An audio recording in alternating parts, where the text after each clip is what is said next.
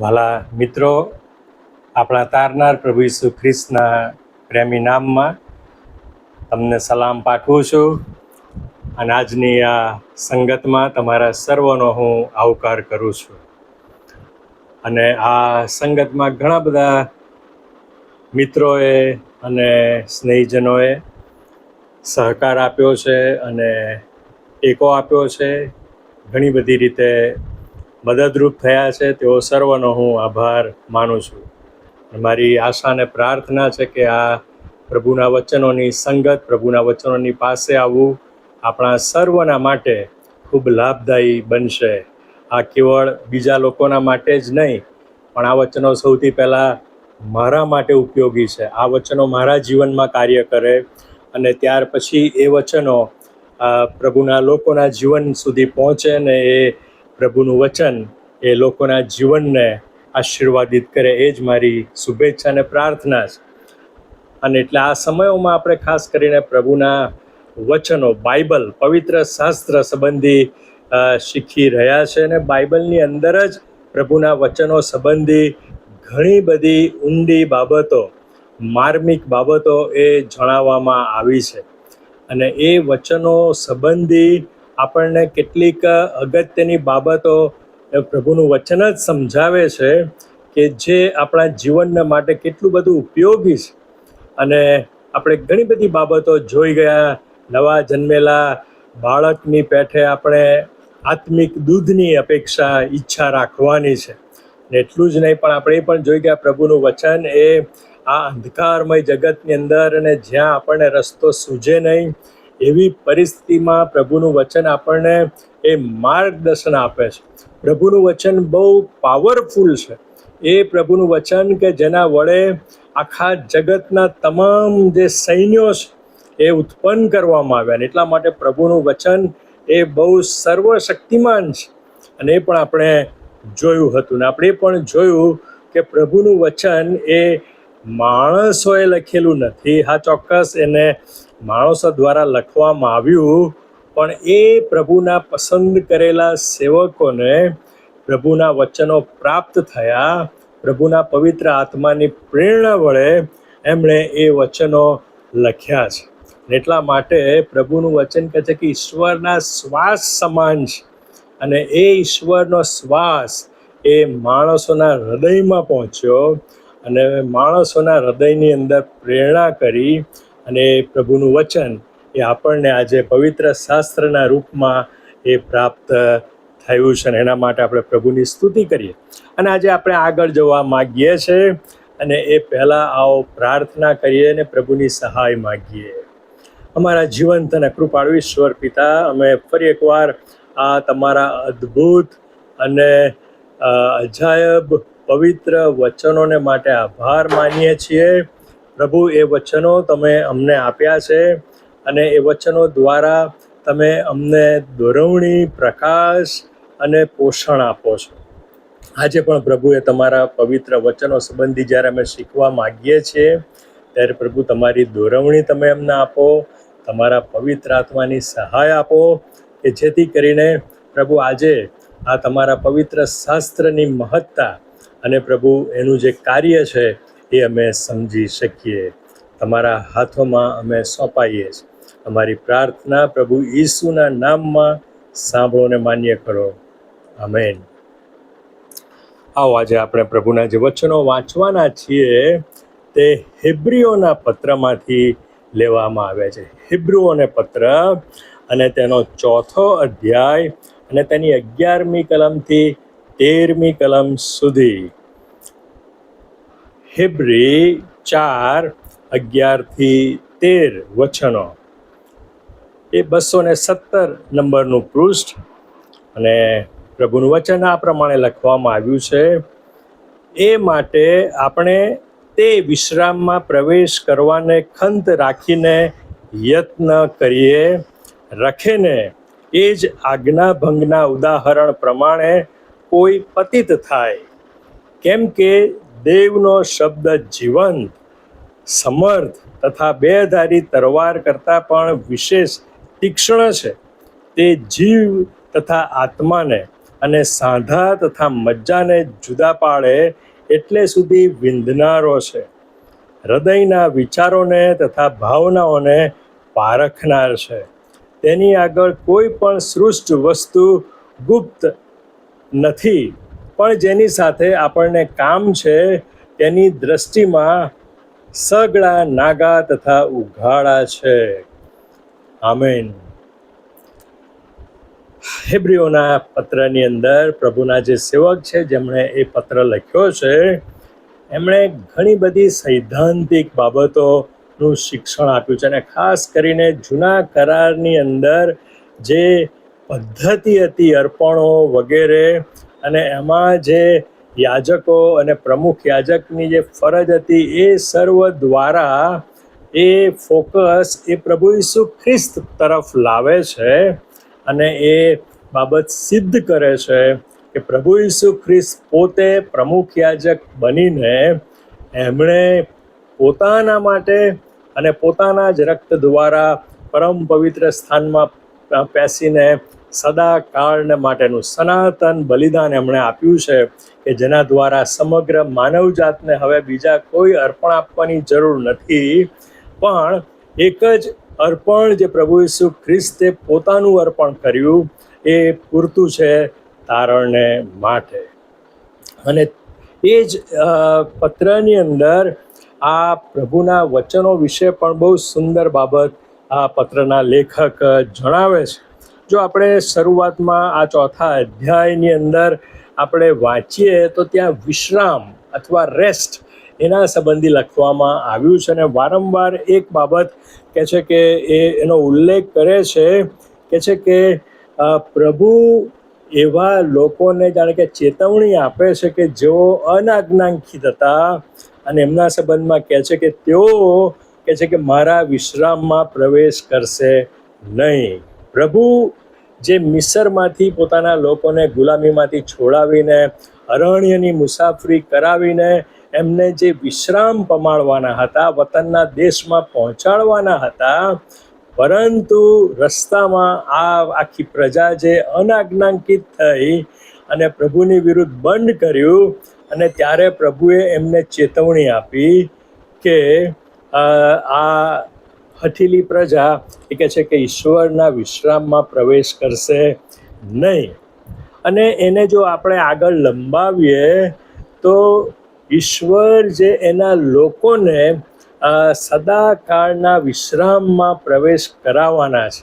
અને ખાસ કરીને અહીંયા આગળ જે આશા પ્રભુ ઈસુ ખ્રિસ્તમાં આપવામાં આવી છે, અને પ્રભુ ઈસુ ખ્રિસ્ત સંબંધી લખવામાં આવે છે, જે કોઈ તેના પર વિશ્વાસ કરે તેનો નાશ ન થાય પણ તે અનંત જીવન પામે. ને જે અનંત જીવન, અનંત કાળનો જે વિસામો, એમાં આપણે જે પ્રવેશવાનું છે એના સંબંધી આ લેખક ચેતવણી આપે છે. અને 11મી કલમમાં, હેબ્રીઓના પત્રના 4થા અધ્યાયની 11મી કલમમાં આ પ્રમાણે કહે છે, કેમ કે જેમ દેવે પોતાના કામોથી વિશ્રામ લીધો, પ્રભુએ 6 દિવસમાં આખી સૃષ્ટિનું સર્જન કર્યું, ને ઉત્પત્તિના પુસ્તકમાં લખવામાં આવ્યું છે કે એને 7મે દિવસે પ્રભુએ વિશ્રામ લીધો. અને ત્યાર પછી એમણે પોતાના લોકોને પણ આજ્ઞા આપી કે તેઓ સાબાત દિન પવિત્ર પાડે અને એ દિવસે તેઓ વિશ્રામ લે, પોતાના સર્વ કાર્યોમાંથી તેઓ વિશ્રામ લે.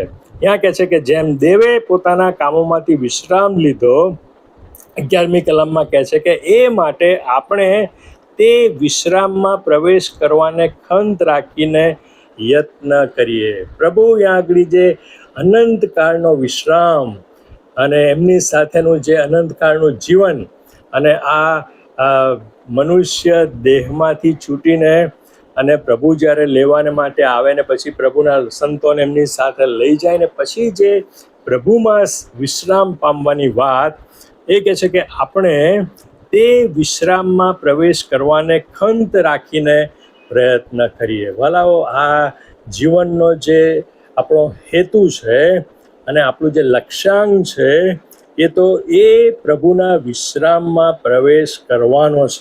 અને કહે છે કે આપણે એના માટે બહુ ચીવટપૂર્વક મહેનત કરીને કહે છે કે એના માટે આપણે પ્રયત્ન કરીએ.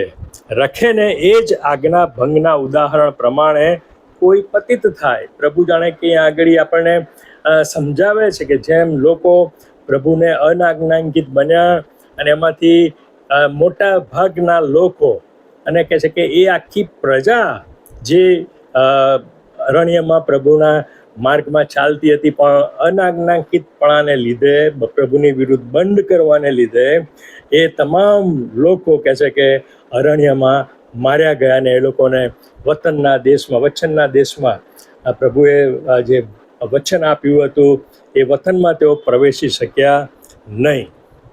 કહે છે કે આપણે આપણા માટે એવું ના બને એટલા માટે આપણે વિશેષ ખંત રાખીને એ વિશ્રામમાં, પ્રભુના વિશ્રામમાં, એટલે કે જે સદાકાળનું જીવન છે એમાં પ્રવેશ કરવાને આપણે પ્રયત્ન કરીએ.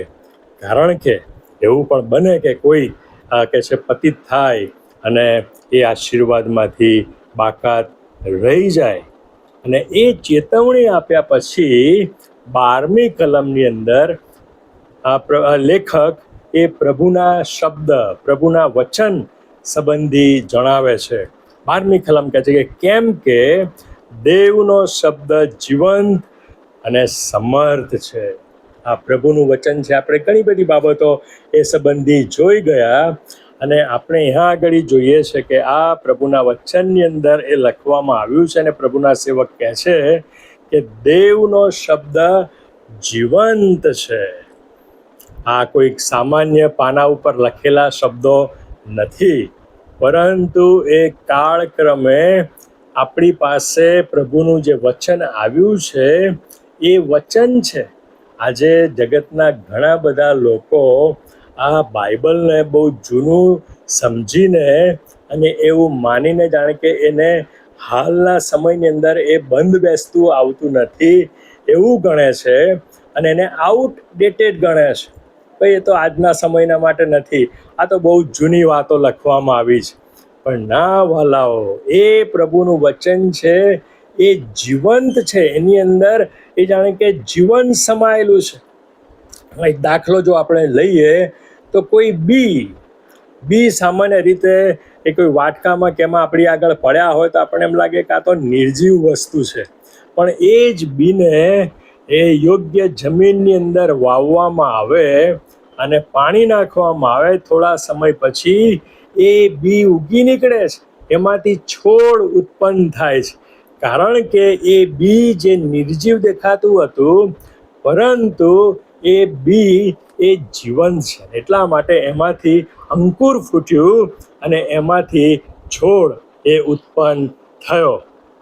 અને એ જ પ્રમાણે પ્રભુ ઈસુ ખ્રિસ્તે પણ જે પેલું દ્રષ્ટાંત આપ્યું હતું બી વાવનારનું, અને એમાં પણ કહે છે કે એક બી વાવનાર કહે છે કે બી વાવવાને ગયો અને એણે બી નાખ્યા, જુદી જુદી જમીનમાં પડ્યા, કેટલાક જગ્યાએ ઉગ્યા, પણ એ બહુ લાંબો સમય ટકી શક્યા નહીં. પણ જે સારી ભોંયમાં બી પડ્યા હતા એ કહે છે કે એ ઉગી નીકળ્યા ને એને ઘણા ફળ લાગ્યા. અને પછી પ્રભુ સમજાવતા કહે છે કે એ જે બી છે એ તો વચન છે. અને એટલે ત્યાં પણ પ્રભુ ઈસુ ખ્રિસ્ત એ વચનને જીવંત ગણે છે. એ મૃતપાય નથી, એ જાણે કે સામાન્ય શબ્દો નથી, પણ કહે છે કે દેવનો શબ્દ એ જીવન છે, એનામાં જીવન સમાયેલું છે. અને એ જીવન એવું છે કે જે કોઈ હૃદયની અંદર એ વાવવામાં આવે છે તો એમાંથી એ ઉગી નીકળે છે અને એ જીવન આપે છે. અને એટલું જ નહીં, આગળ કહે છે કે દેવનો શબ્દ જીવંત, સમર્થ છે, પાવરફુલ. આ કેટલાક અંગ્રેજી તર્જુમામાં એના માટે પાવરફુલ શબ્દ વાપર્યો છે. કેટલીક જગ્યાએ એના માટે એ શબ્દ વાપર્યો છે કે એ કાર્યરત છે, એ સક્રિય છે, એવું પ્રભુનું વચન છે.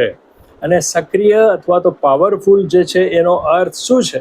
તો એનો અર્થ એ છે કે એ જે વચન છે એ ચોક્કસ પરાક્રમી છે, પરાક્રમથી ભરેલું છે. પણ એટલું જ નહીં, પણ એ જીવનની અંદર કાર્ય કરે છે.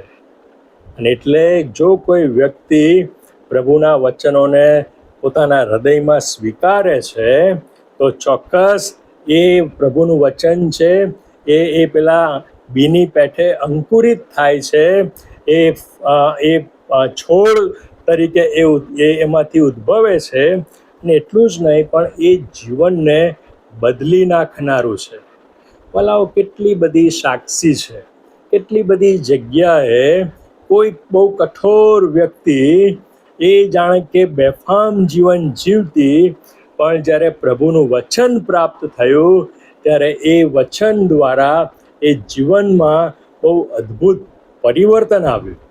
એટલે આ જે દેવનો શબ્દ, પવિત્ર શાસ્ત્ર, આ પ્રભુનું વચન, એ ચોક્કસ એ જીવન આપનારું છે. અને એટલું જ નહીં પણ એ જીવનમાં કાર્યરત છે. અને એટલે ભલાઓ એનો અર્થ એ થયો કે આપણે એ જ અપેક્ષા સાથે આ પવિત્ર શાસ્ત્ર પાસે આવવું જોઈએ. કેવળ એને વાંચવા પૂરતું નહીં, અથવા તો આત્મસંતોષ લેવા પૂરતું નહીં, પરંતુ એ વચન રોજે રોજ આપણા જીવનમાં, આપણા હૃદયમાં એ જાણે કે જીવન પ્રગટ કરનારું બની રહે. અને એટલું જ નહીં પણ એના દ્વારા આપણા જીવનની અંદર જાણે કે પરિવર્તનનું કાર્ય થાય. આપણે રોજ પ્રભુમાં બદલાતા જઈએ. એ વચન છે કે જે આત્મિક દૂધ સમાન છે, એ આપણા જીવનને વૃદ્ધિ આપનારું બની રહે.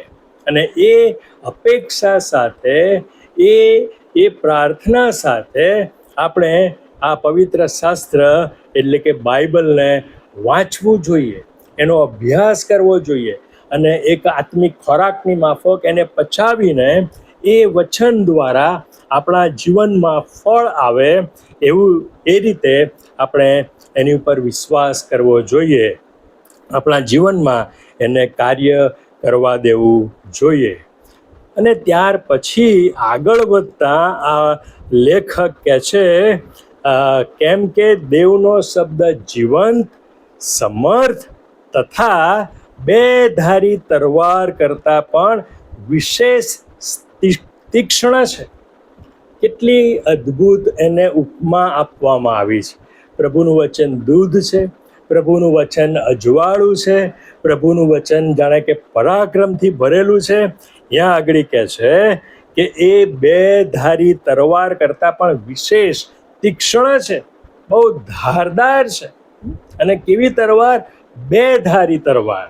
એની બંને બાજુની ધારો એ તેજ છે, તીક્ષ્ણ છે. અને એ તરવાર એ તો જાણે કે કોઈ યોદ્ધાના હાથમાંનું એક શસ્ત્ર છે. અને એ પ્રમાણે વાલાઓ, પ્રભુના વચનો એ પણ વિશ્વાસીના જીવનની અંદર, ખ્રિસ્તી વ્યક્તિના જીવનની અંદર, પ્રભુના શિષ્યના હાથમાંનું જાણે કે તરવાર સમાન છે. હવે આ તરવાર એ શું કરે છે એ પણ લખવામાં આવ્યું છે. કે છે કે તે જીવ તથા આત્માને અને સાંધા તથા મજ્જાને જુદા પાડે એટલે સુધી વિંધનારો છે. દેવનો શબ્દ જીવ તથા આત્માને, માણસની જે પર્સનાલિટી વિશે બાઇબલમાં લખવામાં આવ્યું છે, એમાં દેહ, પ્રાણ અને આત્મા, એ ત્રણ ભાગ છે.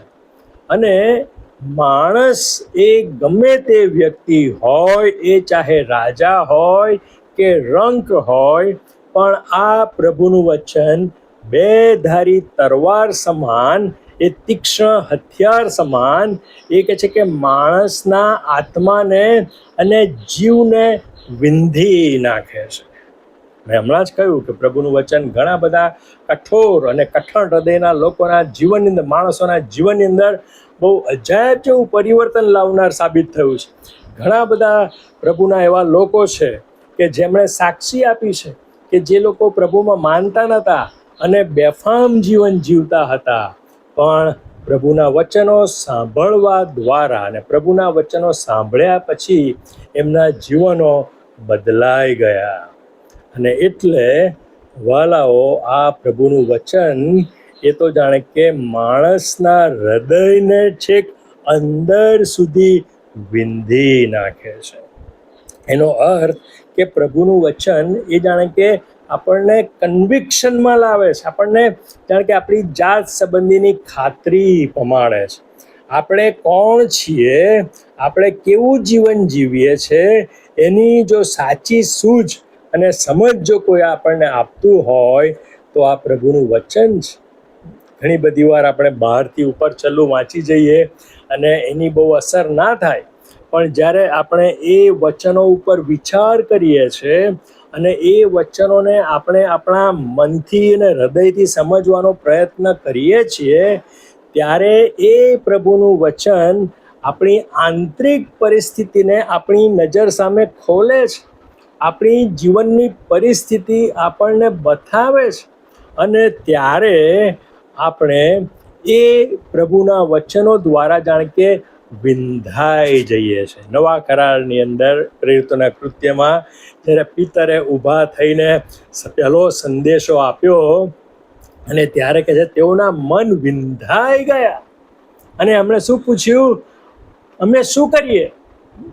અને વાલાઓ, ઘણી બધી વાર જ્યારે આપણે પ્રભુના વચનોનો સ્વીકાર કરીએ છીએ, આપણે એ વચનો પર વિશ્વાસ કરીએ છીએ, ત્યારે આપણા હૃદયને ઊંડે સુધી એ વિંધી નાખે છે, આપણા આત્માને જાણે કે એ વિંધી નાખે છે, આપણને જાણે કે ચેન પડવા દેતું નથી. અને આપણે પણ પછી એ પ્રશ્ન કરીએ છીએ કે ઓ પ્રભુ, શું કરું, અમે શું કરીએ? અને એટલે પ્રભુનું વચન એ બાઇબલ એ સુંદર પુસ્તક છે, દેખાવમાં બહુ સારું છે, સારો તર્જુમો કરવામાં આવ્યો છે, એવા વખાણ કરવાના બદલે આપણે એને પ્રભુના શબ્દ તરીકે સ્વીકારીએ. એ શબ્દ કે જે આજે પણ જીવતો છે, જીવંત શબ્દ છે, અને એટલું જ નહીં પણ આજે પણ એ શબ્દ એ કાર્ય કરે છે. એ તરવાર સમાન છે, બે ધારી તરવાર કે જે માણસના હૃદયને આર પાર વિંધી નાખે છે અને એને ખાતરી પમાડે છે, પાપ વિશેની ખાતરી, ગુંડાઈ સંબંધીની ખાતરી, અને એને પ્રભુના વચનોમાં એ જાણે કે નવું કરે છે. એક દ્રષ્ટાંત મને યાદ આવે છે. વાલાઓ, તમે સર્જન જે વાળકાપના નિષ્ણાત ડૉક્ટર હોય, શસ્ત્રક્રિયા કરનાર ડૉક્ટર, એને જોયા હશે. એ જ્યારે ઓપરેશન ટેબલ પર પેશન્ટને બેભાન કર્યા પછી એની પાસે આવે અને પછી બધી તૈયારી થઈ ગઈ હોય અને ત્યારે પોતાના હાથમાં શું લે છે? એ પેલી સ્કાલ્પેલ, એ પેલી શસ્ત્રક્રિયા કરવાની છરી લે છે. અને જો કે હોય છે બહુ નાની બ્લેડ, પણ એનાથી એ દર્દીનું આખું શરીર એ ચીરે છે અને એ શરીરના ઊંડા ભાગ સુધી એ પહોંચે છે, એટલા માટે કે એ શરીરમાં જે બગાડ છે, એ શરીરમાં જે તકલીફ છે, ત્યાં સુધી એ સર્જન એ પહોંચી શકે અને એ બગાડ છે, એ બગાડને એ દૂર કરે. એટલે જેમ આ ડૉક્ટરના હાથમાં એ સ્કાલ્પેલ છે, અને એ જ પ્રમાણે પ્રભુ જે મહાન સર્જક છે, સર્જન છે, ડૉક્ટર છે, એના હાથમાં આ પ્રભુનું વચન એ શસ્ત્રક્રિયા કરનારી છરી સમાન છે. અને જ્યારે કોઈ વ્યક્તિ પ્રભુની પાસે સુધરવાને માટે આવે છે, પ્રભુની પાસે કંઈ અપેક્ષા રાખીને આવે છે, ત્યારે એ સર્જન, એ ડૉક્ટર એ શસ્ત્રીય ક્રિયા કરીને એ ઊંડે રહેલી જે કંઈ તકલીફ છે, જે બગાડ છે, એને દૂર કરે છે. એટલા માટે વાલાઓ, પ્રભુના વચન સંબંધી આ ઘણી બધી બહુ અદ્ભુત બાબત લખવામાં આવી છે, કેમ કે દેવનો શબ્દ જીવંત, સમર્થ અને બે ધારી તરવાર કરતાં પણ વિશેષ તીક્ષ્ણ છે. હવે આ તરવારનો એક બીજો અર્થ છે અથવા તેનો બીજો ઉપયોગ છે કે જે એફેસીયોના પત્રના 6 અધ્યાયની 17મી કલમમાં લખવામાં આવ્યું છે, કે જ્યાં આગળ પ્રેરિત પાઉલ એ આત્મિક યુદ્ધમાં આત્મિક જે શસ્ત્રોથી સજ્જ થવાનું છે એનું લિસ્ટ આપે છે. જુદા જુદા કમરબંધ અને તારણનો ટોપ વગેરે જે જુદા જુદા શસ્ત્ર સરંજામ એ યુદ્ધને માટે, તૈયારીને માટે લેવાનું કહે છે. અને ત્યાં 17મી કલમમાં કહે છે, અને દેવનું વચન જે આત્મિક તરવાર છે તે લો. અને ત્યાં આગળ આ પ્રભુના સેવક એ એક આત્મિક શસ્ત્ર અને એ આત્મિક હથિયાર તરીકે તરવાર જે દેવનું વચન છે એ લેવાની વાત કરે. શાના માટે? એટલા માટે કે આપણે શૈતાનની સામા થઈએ, શૈતાન સામેના યુદ્ધમાં આપણે મજબૂત થઈએ. એ તરવાર એક લડવાનું સાધન છે અને એ સાધન આ કહે છે કે પ્રભુનો શબ્દ છે. પવિત્ર શાસ્ત્ર એ આત્માની તરવાર છે અને એ લેવા સંબંધી કહ્યું છે. એટલા માટે વિશ્વાસી તરીકે વાલાઓ આપણે પણ યાદ રાખવાનું છે કે એ તરવાર એ પ્રભુનો જે શબ્દ છે એ વચન છે કે જે આપણા પોતાના જીવનની અંદર તો કાર્ય કરે છે અને આપણા જીવનમાંથી એ નકામી બાબતોને કાપકૂપ કરીને એ દૂર કરે છે, એ ઓપરેશન કરીને એને કાઢી નાખે છે. એ જ જ્યારે આપણે એ તલવારને આપણા હાથમાં લઈએ છીએ અને ત્યારે એ શૈતાન સામેનું હથિયાર બની જાય છે. એ શૈતાનની સામે લડવાનું એક શસ્ત્ર બની જાય છે. અને માટે વાલાઓ, પ્રભુનું વચન બહુ અદ્ભુત છે. પ્રભુનું વચન એ આપણા માટે બહુ ઉપયોગી છે અને કે છે આગળ કે છે હૃદયના વિચારોને અને ભાવનાઓને પારખનાર છે. વાલાઓ, બાઇબલને હૃદય સંબંધી ઘણી બધી બાબતો લખવામાં, ખાસ કરીને જૂના કરારમાં હૃદય અતિશય કપટી અને ભૂંડું છે, તેને કોણ જાણી શકે વગેરે, કઠણ પાષાણમય હૃદય વગેરેની પણ વાત કરવામાં આવી છે.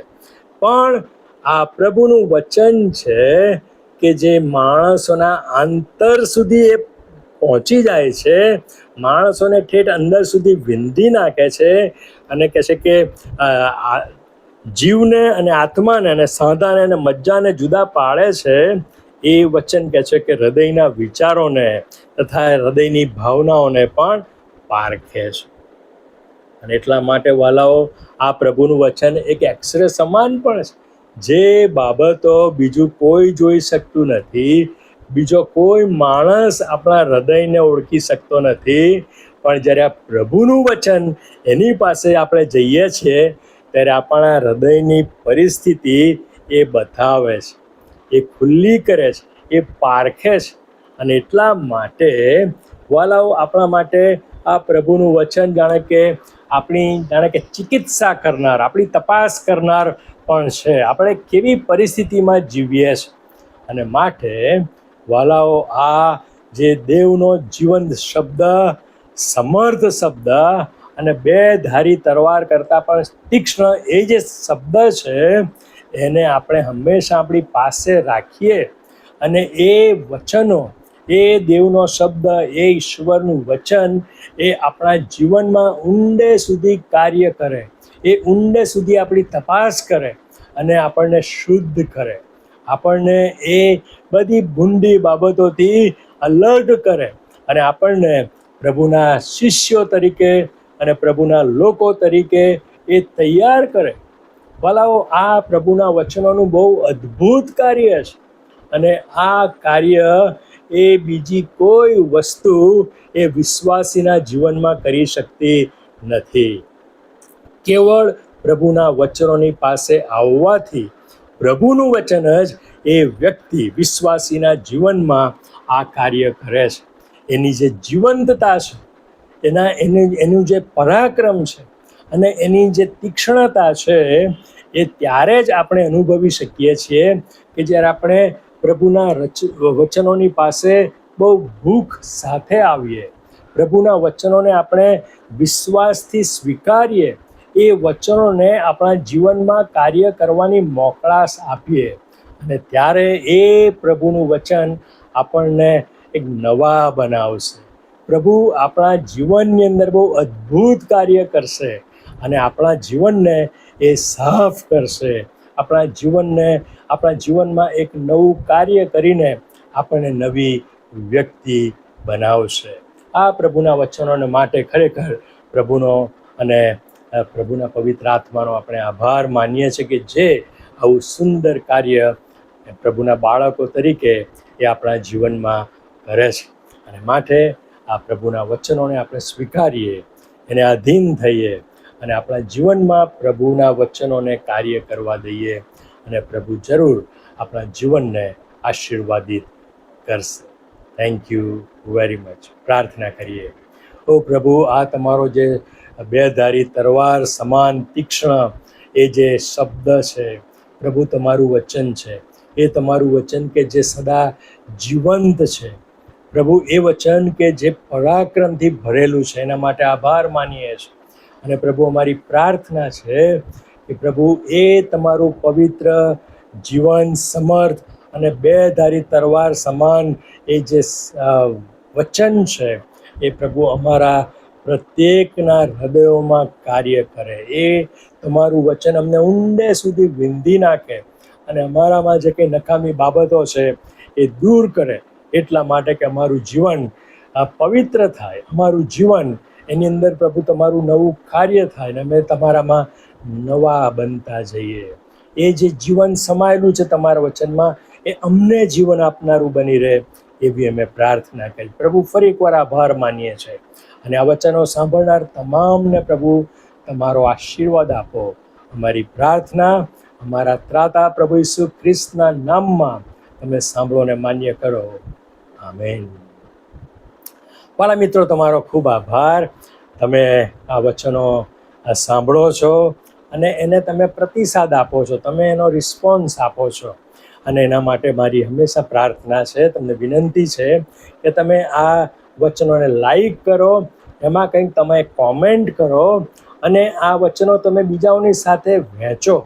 અને આ વચનો તમારી પાસે બહુ સરળતાથી આવી શકે, અને એટલા માટે મેં એક બ્રોડકાસ્ટ વોટ્સએપ પર તૈયાર કર્યું છે. મેં ઘણા બધાને એમાં જોઈન કર્યા છે, અને જે લોકોને એમાં જોડાવવું હોય ચોક્કસ જોડાઈ શકે છે. અને એ દ્વારા હું આ પ્રભુના વચનો તમને દર અઠવાડિયે તમારી ઉપર મોકલીશ. હાલમાં તો અઠવાડિયામાં એક દિવસ, મોટાભાગે સોમવારે હું આ કાર્ય કરું છું, પણ જેમ પ્રભુનો આત્મા દોરશે તેમ એ જે દિવસો છે કદાપી એમાં વધારો પણ કરવામાં આવે. પણ આના માટે તમારી પ્રાર્થનાની અને તમારા ઉત્તેજનની મારે ખૂબ જરૂર છે. મારી આશા અને પ્રાર્થના છે કે આ વચનો, આ શિક્ષણ એ તમારા પોતાના જીવનના માટે, અંગત જીવનના માટે ઉપયોગી બની રહેશે. Thank you very much. God bless you.